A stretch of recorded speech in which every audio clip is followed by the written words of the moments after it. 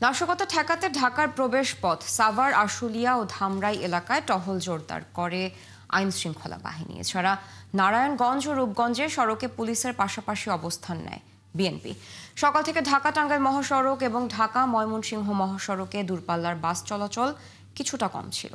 কর্মসূচিকে ঘিরে মানুষের জানমাল রক্ষায় নানামুখী তৎপরতা ও নজরদারি বাড়ায় পুলিশ। সহকর্মীদের দেয়া তথ্য ও ছবিতে প্রতিবেদন।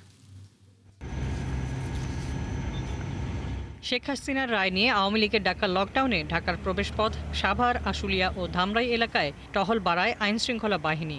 সকাল থেকে দুপুর পর্যন্ত অপ্রীতিকর ঘটনার খবর পাওয়া যায়নি। রাস্তায় যাত্রী চাপ ছিল অন্যান্য দিনের মতোই। সোমবার সকাল থেকে সাভার অঞ্চলে আইন শৃঙ্খলা বাহিনীর বিশেষ তৎপরতা ও বাড়তি নজরদারি দেখা গেছে। বাইপাইল, নবীনগর, আমিনবাজার পয়েন্টে বসানো হয় চেকপোস্ট।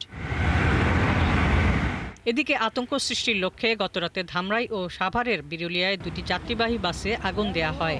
এরপর নাশকতাকারীদের ধরতে বিশেষ অভিযানে সাভার ও আশুলিয়া থানা পুলিশ ১৩ জনকে গ্রেপ্তার করে। সহিংসতা প্রতিরোধে মাঠে থাকার ঘোষণা দিয়ে সকালে বিক্ষোভ মিছিল করে বিএনপি ও অঙ্গ সংগঠনের নেতাকর্মীরা। পাশাপাশি জামায়াতে ইসলামী শিবির সহ রাজনৈতিক সংগঠনগুলো ঢাকা আরিচা মহাসড়ক, নবীনগর বাইপাইল সড়ক সহ বিভিন্ন এলাকার গুরুত্বপূর্ণ পয়েন্টগুলোতে অবস্থান নেয়।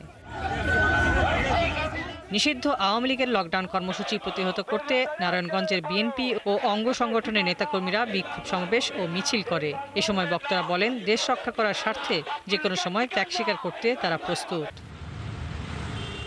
এছাড়া রাজধানীর প্রবেশদ্বার, রূপগঞ্জের ঢাকা সিলেট মহাসড়ক, এশিয়ান হাইওয়ে সড়ক ও পূর্বাচল ৩০০ ফিট সড়কে নিরাপত্তা বাড়ায় পুলিশ ও হাইওয়ে পুলিশ। সকাল থেকে সড়কগুলোর বিভিন্ন স্থানে ৯টি চেকপোস্ট বসিয়ে গাড়িতে তল্লাশি করে।